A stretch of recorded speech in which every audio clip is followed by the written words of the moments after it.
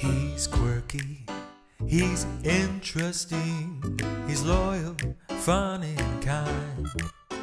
He'll share his thoughts with you, he'll give you a high five. He'll help you with your homework if you got a test that's due. He'll show up at your house unannounced. He's Cousin Q. Oh, you know he is.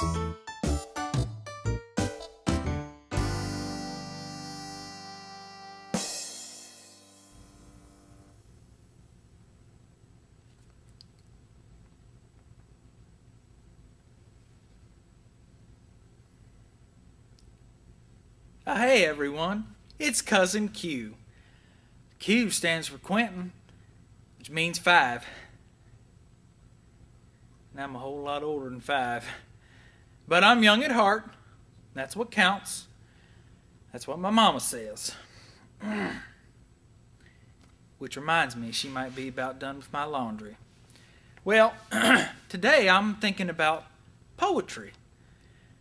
If you know, friends, recently I've been trying to brush up a little bit on classic literature, and there's nobody more classic than a poem and short story writer, Mr. Edgar Allan Poe.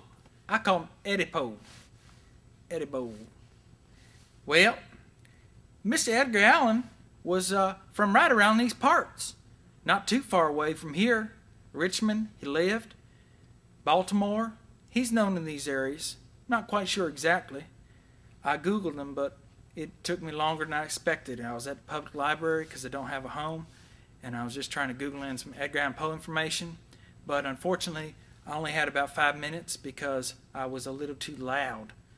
I was a little too loud at the library. Mental note, next time. So I'm sorry I don't have much more information. But something about he married his adopted cousin, and then he was a horrible raging alcoholic, but he's allergic to alcohol. Don't know if that's true. And then he died because these fellers during the election trying to get him to vote several times for the same candidate, and they kept getting him drunk and taking him around to different voting places. Well, Baltimore lemonade had 90% alcohol in it, and he thought it was lemonade. He kept drinking all day long. Allergic to it, remember. Still not sure if that's true. Died in a ditch. Sad way to go for a classic literature writer. But anyways, poems, I was thinking, are kind of strange because they can be short, like a limerick, or they can be long, almost like a regular story. Some poems rhyme, and some poems don't make no rhymes at all, and some poems don't make no sense at all. Like this feller Chaucer wrote the Canterbury Tales. I don't know what that was about, but it was way too long. Well, Edgar Allan Poe's known, amongst other works, for this work called The Raven. Best I can tell, I didn't get through it all, even though it's only 3 pages long. But it's about this guy who can't leave his house because this raven's put a curse on him, where every time he tries to leave, he thinks about this woman he loved. Well, basically, like I was saying, he can't leave the apartment, so he just paces around, and then the raven starts saying creepy things to him. It's right disturbing. But Edgar Allan Poe, a drunk. So what do you expect? So I decided to read a little bit for you here. Let me just get comfortable.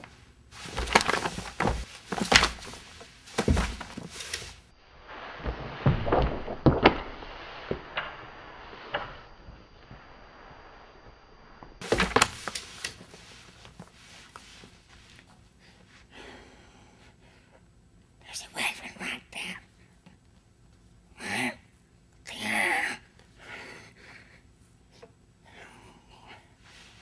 I just play it cool.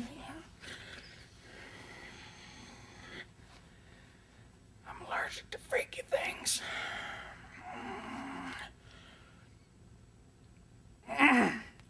Well, hey, Mr. Raven. Just enjoying this nice, cool night. Don't need no curses put on me. You hear?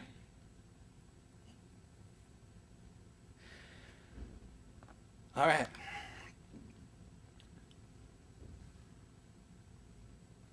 Distinctly, I remember, it was in the bleak December, and each separate dying ember wrought its ghost upon the floor. This is real scary with this raven right here. Eagerly I wished the morrow. Vainly I had sought to borrow from my books. Sir, what's that word right there? Are you alive? I don't know what this word is. I think that's all the time we have for today. I'm Cousin Q, and I'm going to be real still for a few minutes. Then I might touch this bird to see if he's alive. Good night.